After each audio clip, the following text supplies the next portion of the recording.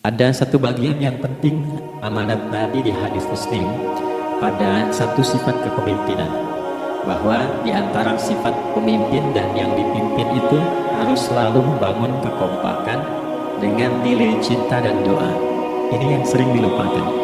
Nabi pernah menyampaikan, dan penyampaian ini, hadis ini didokumentasikan oleh Imam Muslim dalam satu kalimat yang singkat, padat tapi mengikat. Khiyaru a'immatikum man tuhibbunahu wa yuhibbunakum. Pemimpin yang baik itu adalah pemimpin yang kalian mencintainya dan dia pun mencintai kalian. Dan membangun cinta itu salah satu jembatannya dengan doa. Oleh karena itu, di antara doa yang dianjurkan saat Anda memulai pekerjaan itu bukan hanya untuk pribadi, lancarkan pekerjaan saya, tapi juga sehatkan pimpinan saya. Pimpinan mendoakan sehatkan anggota saya, sehingga semua itu melahirkan sifat harmoni yang memberikan kenyamanan dan kebahagiaan dalam bertugas.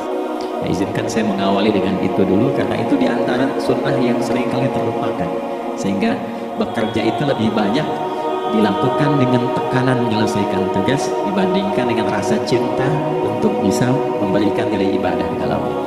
Dan yang kedua, kenapa harus sholat? Ini poin pokoknya. Kenapa sih umat Islam itu cukup hanya misalnya dengan bersyahadat saja dipandang sebagai Islam, lalu berbuat baik? Kenapa mesti ada sholat? Kenapa bahkan yang pokok sampai 5 waktunya, dan jumlah rakaatnya pun diatur sedemikian rupa sampai teknisnya pun dijelaskan dengan rinci. Saking rincinya, bila ada yang menyimpang dari rincian itu, maka dianggap sholatnya tidak sah dan mesti diulang.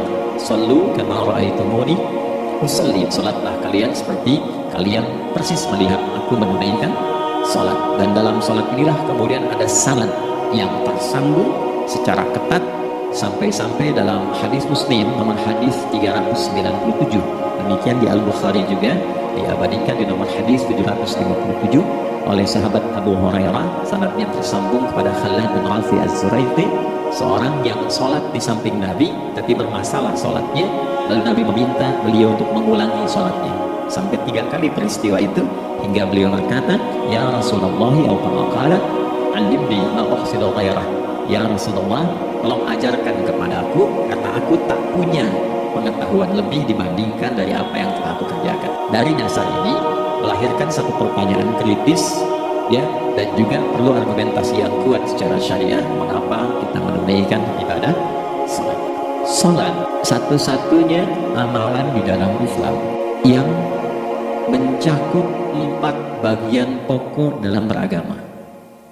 Jadi ketika seseorang menetapkan dirinya beragama dan ciri satu nilai agama itu bernilai benar, ya, dalam nanti kalau kita mau komparasikan atau kita riset, itu ciri pokoknya ada 4. Satu, ada aspek namanya aspek keyakinan, ya, tauhid atau akidah, ya, sebagai pembuktian kita beriman. Buktinya apa? Ya kan? Saya beriman kepada Tuhan, kita tetapkan misalnya Allah. Apa pembuktian keberimanan kita kepada Allah? Ya, kan pembuktiannya itu mesti diwujudkan dalam bentuk sikap. Sikap itulah yang disebut dengan ibadah. Nah, konsepsinya dari Quran surah ke-20 Taha ayat ke-14. Innani anallahu la ilaha illa ana fa'budini. Ya, sungguh aku tegaskan bahwa akulah Allah, satu-satunya Tuhan yang layak dipertuhankan dan disembah. Ketika Anda mempertuhankan aku, fa'budni, maka buktikan kepertuhananmu kepadaku dengan menyembahku. Karena itu namanya Allah punya 2 arti. Satu yang dipertuhankan, kan, ilahun wahid. Yang kedua yang disembah. Yang ketiga harus punya unsur praktikal atau implementatif dalam interaksi kehidupan. Ya, jadi bukan cuma nyembah Tuhan, bimbingan kehidupannya apa? Implementasi dari ibadah itu. Ya, ciri umat beragama itu kan bukan hanya sekedar saya yakin, beriman, saya ibadah. Terus bukti ibadah itu dibawa dalam berinteraksi hariannya seperti apa wujudnya. Ya, makanya ketika dulu orang itu jujur, orang itu bangga dengan kejujurannya, bukan sebagai orang jujur, tapi sebagai muslim. Jadi ketika ditanya, kenapa Anda jujur? Karena saya muslim. Nah, jadi praktek ibadah ada di muamalah. Oke, satu akidah, akidah dibuktikan lewat ibadah, ibadah diimplementasikan dalam muamalah. Itulah sebabnya nanti seluruh bagian tubuh kita ketika digunakan untuk bersifat dan bersikap, itu ada tuntunan iman di dalamnya. Saya tanya gini, apa fungsi mata? Tuh kan, sudah keliru kan? Nah, kalau hanya melihat, hewan juga melihat. Ya, coba kambing melihat, ya, hewan melihat. Lalu apa bedanya fungsi mata kita dengan mata hewan?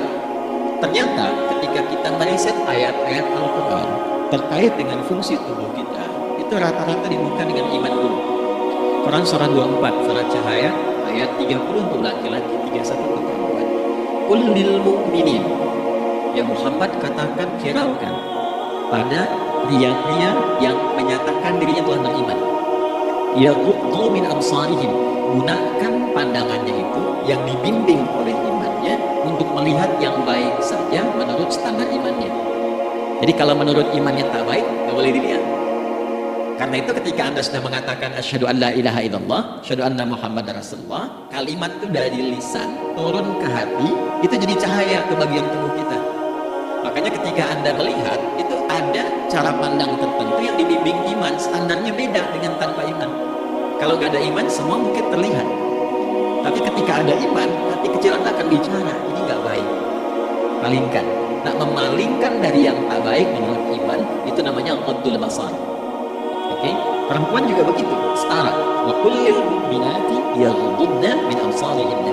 Dan katakan pada setiap perempuan yang menyatakan dia beriman, maka gunakan pandangan itu dengan bimbingan imannya. Ketika tak baik menurut imannya, palingkan. Ya, Anda lihat kajian di YouTube, terus ada iklan kan, terus menurut standar iman gak bagus, itu otomatis akan gak suka itu, ya pasti palingkan. Ya, jadi kalau naik pesawat ya, tugas keluar tuh, tagas tugas keluar. Kalau pramugari lagi demo tuh yang dilihat pramugarinya apa demonya. Nah, iman itu akan bekerja di situ tuh, ya palingkan tuh. Nah, sama dari mata turun ke, langsung ke hati aja, ke lisan dulu kan, ya. Ke mulut kan, itu mulut itu ketika digunakan fungsinya, imannya disebut dulu. Ya, Quran surah 49 ayat 11 misalnya, ini ya ayyuhalladzina amanu, imannya dulu. La yaskhar qaumin min qaum. Ayat 12-nya la yaqul ba'dukum ba'dha. Hai orang-orang yang telah menyatakan beriman. Kalau pakai alladzina sebutkan 1080 kali dalam Al-Quran, itu kalimatnya diksinya singkat, padat, mencakup semua tanpa sekat. Jadi kalau laki-laki, perempuan, tua, muda, besar, kecil, beda strata, duniawi, semua tercakup di dalamnya. Hei semua yang telah menyatakan beriman, gunakan imanmu untuk membimbing lisanmu bertutur. Kalau masih merasa punya iman, jangan gunakan lisan untuk mencela orang, untuk bergibah, membuat hoax.